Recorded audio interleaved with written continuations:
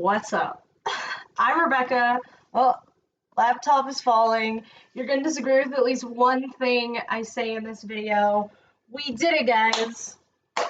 I am officially too poor to afford editing software again. So, we're here bringing you the ADHD, losing train of thought, purely unedited content. I apologize, and also you're welcome. But really, I'm sorry. So, because of that, I haven't really been wanting to make videos, but I want to, really. I just feel like low self-esteem, so then I don't make videos. But, like, if you have a low self-esteem, just do it anyways. You know what I mean? I've learned, fake it till you make it. Fake the confidence until you have it. So, here I am. Did you know that Charlie the Unicorn has a finale now? That's exciting, right? That's pretty cool. If you've been living under a rock for 14 years, Charlie the Unicorn is the first viral video on YouTube that I remember. I was probably like 10 or 11 when I first saw it, and it's great. There's 5 parts. The first 4 amount to about 20 minutes total, and then the last one is 40 minutes. It was funded by Kickstarter, it seems. There's like Kickstarter credits at the end, so that's cool. Thanks to the community for getting that creative. Never would have thought capitalism would have been behind everything, huh? It always comes back to capitalism these days. It's really just crushing us all, isn't it? It's crushing our psyches and our wallets and our souls. I'm doing dishes because I gotta get these done, and I feel like doing something while I talk will maybe help me stay slightly more focused, because like only half my brain will have to think to talk, and then the other half of my brain that would normally like trip over itself and move on past what I'm saying is going to be doing the dishes, hopefully. So that's what I'm hoping. Charlie the Unicorn, though. Okay, let me preface this actually first. It's not funny, actually. It was really bad. I had a suicidal episode the other day. Tried harder than I've ever tried to kill myself. Didn't get very far. For all the media romanticizes, like, slitting your wrists in a bathtub, like, it hurts a lot to cut your body open, like, enough to die. Like, they just, like, and they cut it. Like, literally, like, I wanted to die so badly. I felt like I was just, like, suffocating in darkness, and I was drowning in the weight of like all the evil in the world that is just like consuming my mind, man, just thinking about all of it. And even then, when I more than ever felt like I actually wanted to die, I went to like cut with like a sharp ass kitchen knife too, and like as soon as it starts hurting and like doing actual damage, every fiber in my body started screaming against doing it. Praise Jesus for that. Glad that I didn't kill myself. For a few days after, I was kind of like, I don't want to be here. But I guess I don't want to die either. Something in me, even if it's just like my biology, like something in me clearly doesn't want to die. Even if it's just the part of me that doesn't want to feel pain. And I think that's it. I wanted to die because I don't want to feel pain. And so, like, to go through so much physical pain on top of the emotional pain I'm already feeling, I was like, fuck, man. I felt so trapped in my existence. Now I feel like God won a battle over my soul that night. And you know what stopped? The only thing that stopped me freaking out and, like, drowning in darkness was God just, like, blessed my brain for a moment and just, like, put it in my head, like, just call your granny and have her pray over you. And so that's what I did. And thank God she was just so understanding, and she, we had a great talk, and so I'm getting a little emotional. But she prayed over me, and like within minutes, it's crazy because I was like deep in it. Like if you've ever been suicidal, if you've ever been like super depressed for an extended period of time to where it just builds and builds and like it explodes or more implodes, I guess. But you know what I mean. I was like in it. And in minutes, she just took me out of it by praying over me. The power of Jesus and his sacrifice and even just in the name of Jesus. I mean, it's so powerful. Like, I'm pretty sure I would have tried to kill myself many more times by now without Jesus, and I might have gotten better at it each time and succeeded. Who knows? Like God warned me that this was going to be the worst time of my life, but I tell you what, every time I think, okay, it's got to get better soon, it just keeps getting worse. It just keeps getting worse, and that brings us back to Charlie the Unicorn. Because I didn't just bring that up out of nowhere. There's a reason I gave you that, like, the prologue of this situation. So, like, spoilers for Charlie the Unicorn. I'll first link in the description is going to be all 5 parts. I suggest you watch all 5 in order. It's really enjoyable, and the ending is, even if it was probably retroactively, like, how can we tie this into the rest of everything, it was really well done. It's a very satisfying ending, especially if you don't like capitalism and other sorts of oppressive systems. Like, it's not just capitalism, but mainly capitalism.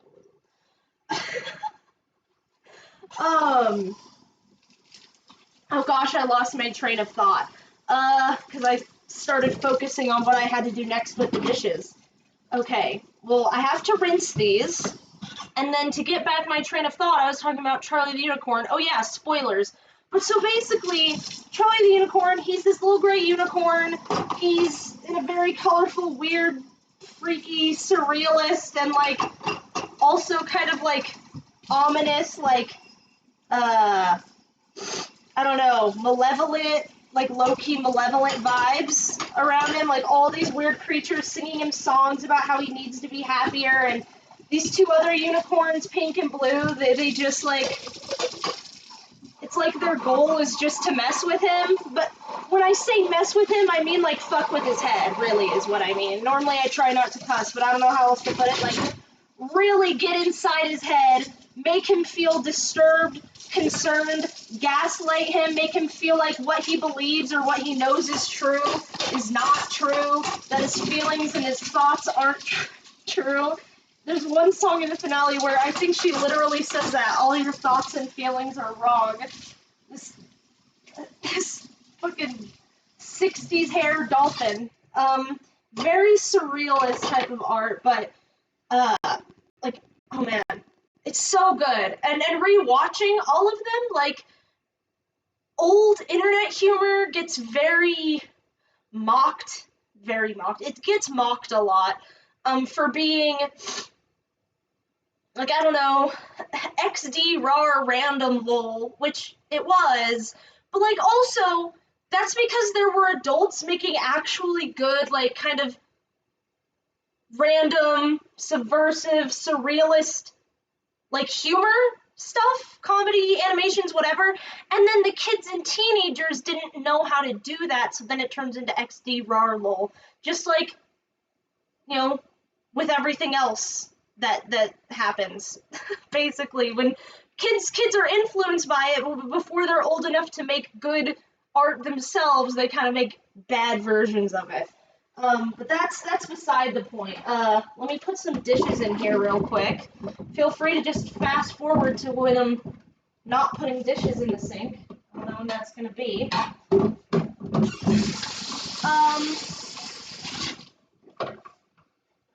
Oh gosh, put a lot.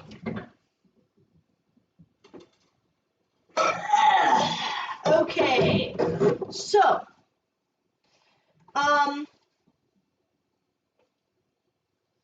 not gonna go into like super detail about it. I took a few notes here. I'm just gonna check those real quick to kind of help refocus my brain, like what to leave out and the core of what I want to say next is.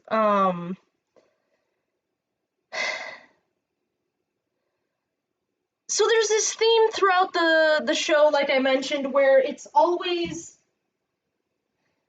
like Charlie's always like he's like if we were in that situation, like someone from the normal freaking world was put into this crazy random situation, and he's like the voice of reason through all of it, and like he always gets made fun of and mocked for being like a negative Nancy or whatever, being like a downer, just being negative, and the songs are all about all of them except for one actually, and then like there's several songs in the finale, but like all the main songs except for one, so many of them are just weird creatures trying to convince Charlie not to be sad or not be angry or upset, and to just put a banana in your ear, because the sad in the world is hard to hear. That was an unintentional pun. I just misspoke. But the sad in the world is hard to hear when in your ear a banana cheers. And like obviously it's silly, but also there's like it's a strong theme throughout the series. And then it turns out in the end, super spoilers, go watch the finale if you haven't seen it. But if you really don't care to watch it, it turns out that this whole time there were these chaos demons, chaos spirits, fairies, demons, they call them, but they fucking another unicorn named Charlie the Unicorn is a sorcerer tech mogul. He's like the magical unicorn Jeff Bezos of 10,000 years ago or something, and he enslaved these demons and put them into weird little like flesh cubes and turned them into eternal military weapons to sell to the military. And they took his magic, killed him, and then got out of this other dimension that he was doing all this in or something. And then they started killing people and taking over their bodies. And so basically every character Charlie has come into, you learn in the finale, like every character that Charlie's come into contact with, except for the starfish, who turns out to be a star tar, a star centaur, a buff one, they're all puppeteered corpses by these demons that were just trying to mess with him. And there's a lot of great themes, you know, a lot of themes about capitalism, how the chaos demons are, you know, like capitalism taken to its absolute absurdist extremes, and just how malicious it truly is when you break it down to like such a simple, pure capitalistic drive. Just do this for my benefit, basically.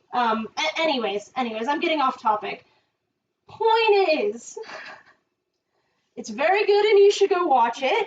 And also, the only song that Charlie ever gets to sing at the end, he's like trapped in this stupid dimension with this ghost Bezos, and he's like, okay, put on this Mindscape realizer thing, and he says to think happy thoughts. He's like, okay, I'll shut this all down, it's not working. Go ahead and put on this Mindscape realizer and think happy thoughts. And so he starts thinking negative thoughts, and he starts singing about how Charlie does. He starts singing about how this is terrible, and this situation is terrible, and he feels bad about it, and he's right to feel bad about this terrible situation. You know what he does? He saves the freaking world. After 10,000 years, he puts these chaos demons back into their dimension or whatever, and I think, like, I don't know, I'm not even going to get into, like, the lore of it, because now Charlie the Unicorn suddenly has, like, canon and lore and stuff, but it's all very fun and interesting. It's really good. But I found it really empowering, and yes, I've watched the finale 3 times now because I get hyperfixated on things, okay? That's who I am. And I just, when I relate to stuff, I watch it and rewatch it, or listen and re-listen, whatever it is, read and reread. I just thought it was really empowering, and I really resonated with Charlie suddenly because he's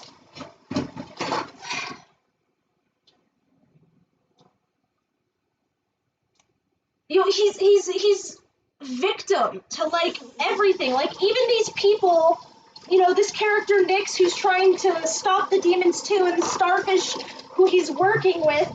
The starfish who says he's like in love with Charlie or whatever. He's always like madly in love with him, and he says that he like forces him to merge with this gross magical stuff. He's like, oh, you gotta merge with this mucus, and like the characteristic, like if there's like a key way to break down the sort of formula of Charlie the Unicorn episodes, is that Pink and Blue, they always like pressure him into these situations, right? Like people are always ignoring Charlie's consent in a million different ways possible, and just doing what they want with him to get to their own ends.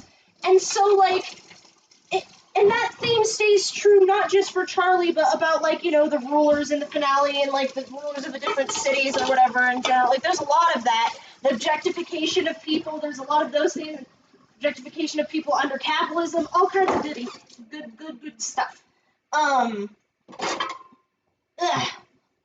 But, what was I saying? Who knows? I got distracted doing dishes again. I mean, I guess I've been distracted less than normal. That's good. Anyways, though, I was just saying that oh gosh, what was it? I got it back and then it left again. This is my brain, guys. This is why I edit. But, just fast forward to when I'm talking again. I was talking about, oh, now my brain's really stopping. Okay.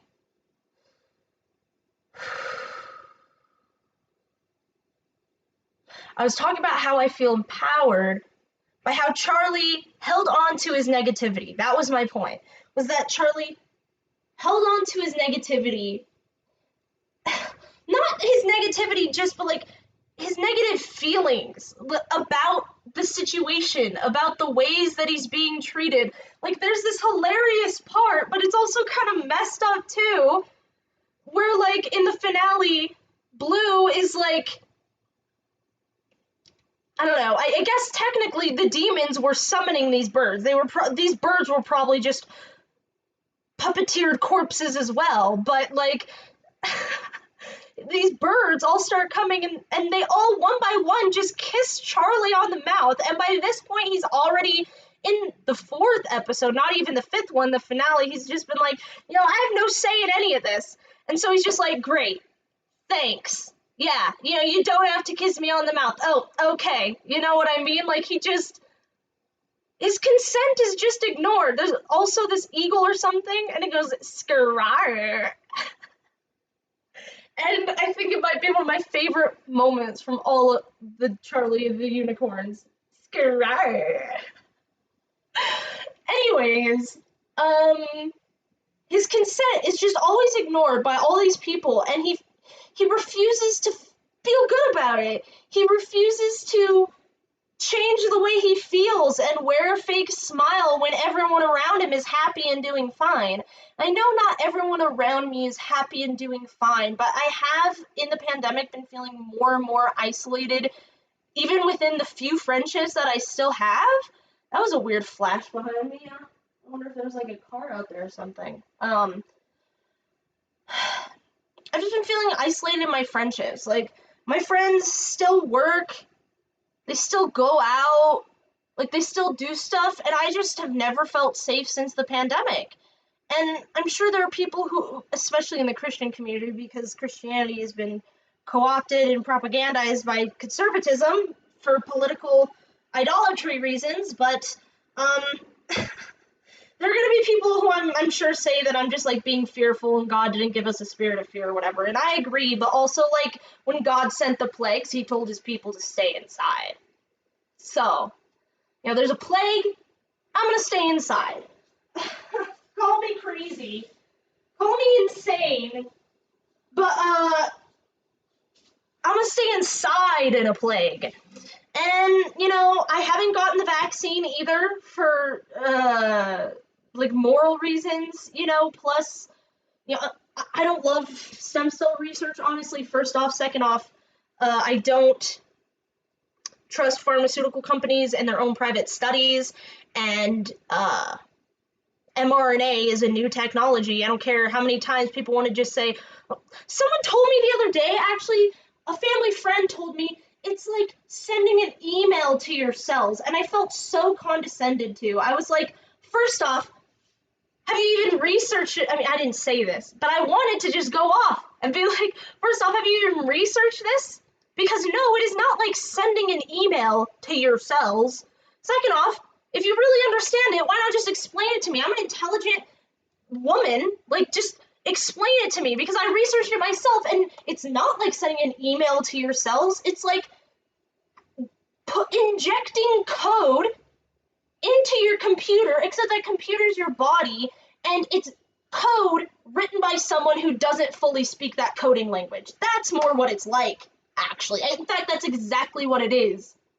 So, like, forgive me for not wanting to be an experimental guinea pig, but there are even people who work for Pfizer who took a wait and see stance because, look, they're gonna come. They're working on coming out now with a live vaccine, with a traditional vaccine. That's not some weird genetic synthesis shit. Sorry, stuff. And maybe wait and see was right. Maybe we didn't have to panic. Talk about fear mongering. Like, maybe we didn't have to panic into becoming scientific guinea pigs for corporate profit. I don't know. Call me crazy. I know. I'm the crazy one because everyone else is getting vaccinated, and even my friends who aren't getting vaccinated, which is like one or two only, they still go out and like do stuff, and I'm just like, I'm on such a different level from these people. Like, these people they've worked throughout most of the pandemic. I've been unemployed for most of the pandemic, and now that I try to get a job again, I can't get a job. And at this point, I'm just like, okay, people are crying about a labor shortage, except there isn't a labor shortage. There's a workplace ethics standard shortage. And so companies are like doing even more of these stupid screening tests and brain tests than normal, because my only guess, I don't even know, but my only guess is that they're trying to screen for people to see, like, is this person gonna submit to authority easy, or are they gonna be one of those labor movement people? Because there's like a huge growing labor movement that like the media is just trying to ignore. I'm gonna get some water real quick. Just fast forward till I'm back. You guys can do the editing for me.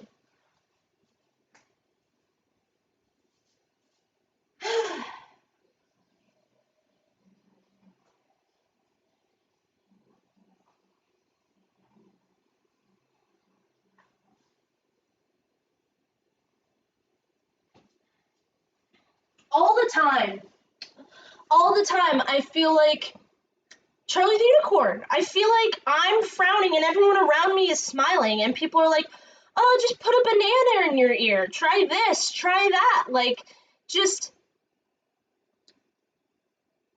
I don't know. Find a way to be happy. And like, I've gone to therapy, and I'll probably go to therapy again once that therapist that I like takes insurance. But like, just thinking about like how artificial so much of our society is, I just was thinking last night, like, who said I ever had to be happy? Who said I'm supposed to be happy? Who said it's like human nature to just try to be happy, to try to feel good in moments that you're in? Yeah, that's not happiness. Happiness is like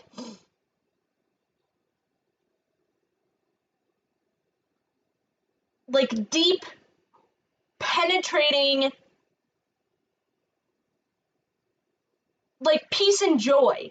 And like in this life you can get moments of that, but like it's unrealistic.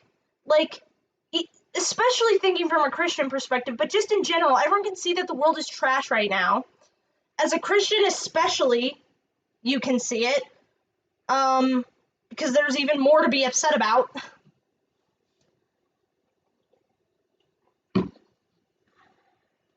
I mean, all this oppression, this class, I mean, I want to say class warfare, but that's normally like a term that I see used by like rich libs to like gaslight the poor and be like, oh, class warfare, that's not good. Like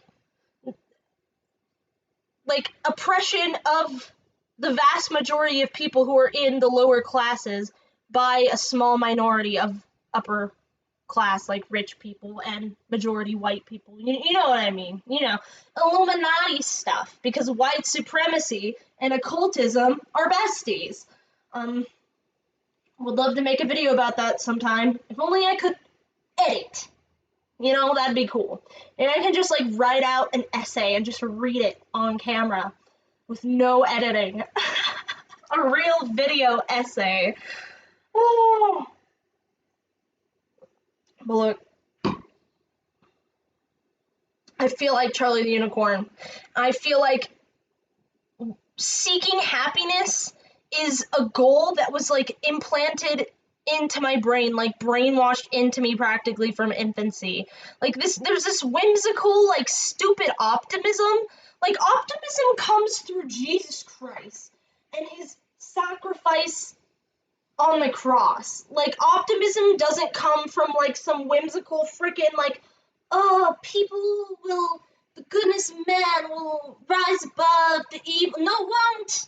No, it won't. It never has and it never will. Like, get real. Like, I'm so sick of being told that I'm cynical and negative for thinking this. Like, our hope is in Jesus Christ and in Jesus Christ alone. And every single human on this planet needs him equally for every reason imaginable. But I'm just tired of feeling like my perspectives and my honesty get in the way. Like this is who I am. Believe it or not, like if you talk to me for more than 2 minutes at a bus stop, I would probably start talking to you about capitalism like this, because it like consumes my brain a lot. and not just for worldly reasons, you know. My partner would often complain that I, you know, talked about capitalism too much, and the more I learn about it, the more I learn about how satanic and ungodly it truly is, and how the principles of capitalism in almost every way go completely against the principles that Jesus Christ taught. And as I look at the world in a biblical way, especially as someone who has struggled with political idolatry in the past, I can't help but see it. I can't help but see it when I'm living under it, and like every aspect of it is like crushing my life and destroying my freedoms every day. Like I can't help but be aware of it. And like the fact that people just go on, like my friends, I'm not trying to sound like condescending or disrespectful, but I feel like my friends are all still in a place that I used to be in. They're in a place where, you know, you work, make money, you go out with your friends, and you just repeat until you die. And like, oh, I got a raise, like, cool, money's an illusion. And like, I want to be happy for them, because for most of my life, I've bought into that, like almost every single person who grows up in this society. Like, but I can't do it anymore. And I just feel so isolated from my friends, and I've been feeling so guilty about my negative feelings, and like, oh, there's something wrong with my brain. Why am I broken? And I've realized I'm not broken. I finally realized by watching the Charlie the Unicorn finale that I'm not broken. That it makes sense to be depressed while being oppressed. It makes sense to feel devastated and crushed under the weight of daily oppression. It makes sense to hate evil and for that to weigh on you when you're surrounded by evil. Not evil people. I'm not saying hating people. I don't hate a single person. I hate the evil things that I've done just as much as I hate the evil things that other people have done, because evil things cause immeasurable pain, suffering, and negative consequences for innumerable people. So, like, don't get me wrong. Like, that's why I say we all need Jesus equally, because we've all done evil things. And, I think this is a really powerful first step in acceptance for me. I'm giving up my search for happiness. I'm giving up seeking happiness. I give up trying to be happy. I'm done trying to be happy, because I don't want to be happy in a terrible world. With a hard life, I'm going through so much right now. I've lost so many relationships. I've lost my relationship with my mom. That crushes me all the time. It weighs on me a lot, and I feel like I want to cry just thinking about it. But, like, I'm separated from my partner, and I have faith in God that we'll work it out. But I'm on my own with God right now, y'all. I am in poverty, and the thing is, I've been feeling guilty for enjoying being a homemaker. Now, granted, over the past week, I've been very depressed. That's part of the reason I'm doing dishes, because I haven't been doing them. I've just been playing Animal Crossing. But I'm sick of it. I'm done. After realizing that last night, it just made me want to get off my butt and do the things that I've been putting off doing, and do them for God. Not do them for anyone else, not do them for money, not to do it for God. To do it for God and to do it for me and my family. And I'm incredibly blessed that my dad is able to keep a roof over our heads. And I was telling him how guilty I felt.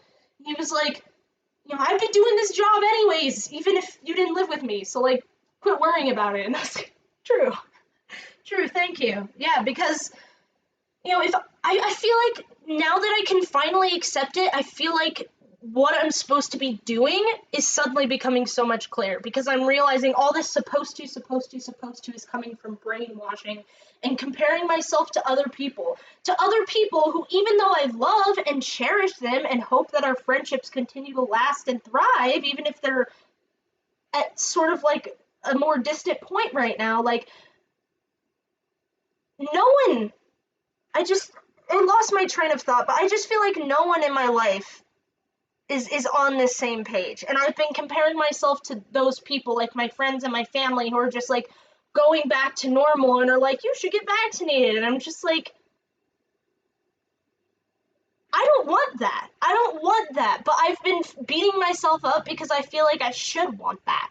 But that's not God's design. That's all worldly crap. Money is stupid. It's an illusion. Like, render unto Caesar what is Caesar's, you know what I mean? Or unto, whatever, you know what I mean? Like that money is not a God business. Like, I know that, like, tithing and everything, but that's because of what money does. Like, if there was no money, you would tithe your crops. You know what I mean? And that's part of the old law anyways. That's not, like, necessary for salvation or anything now. Although I think things probably will go according to the old law in heaven, but, like, everyone will just go along with it and there won't be any disagreement, so there won't be any need for, like, punishments or, like, if you disobey, because everyone will just obey. Who knows, though? We won't know till we get there. Anyways, there's my ramble about how I'm giving up my search for happiness and how it's making me feel closer to God and less depressed. Right now, my goals are to start a sustainable garden and find a way to make it year-round so that we can provide food for ourselves, and then in time, long-term, keep that garden year-round, have a greenhouse, provide enough food for your family to eat all year round, and well, my family, but just saying what I'm doing. Yeah, and to have fully sustainable like solar wind powered living, and just get off the grid and stop participating in a society that is evil and that I don't like and that I never consented to being a part of when I was being born, and I'm never going to consent to being a part of it. I give up trying to be normal, I give up trying to be normal. I give up. I'm just giving up. I'm giving up, and I'm gonna just be me. And if I turn into a little Christian hermit, at least I have the internet.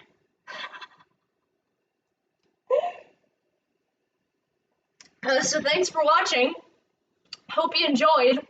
If you actually watched all of this and got to the end, God double bless you. God bless everyone who watched this, but God double bless you if you got to the end, because that's hilarious. Thanks. All right.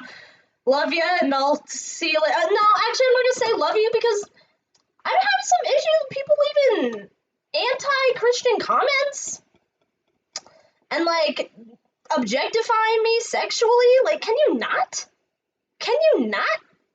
Don't.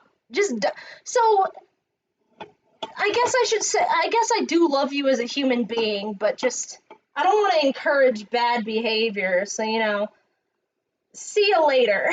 keep a friendly, healthy distance. Goodbye.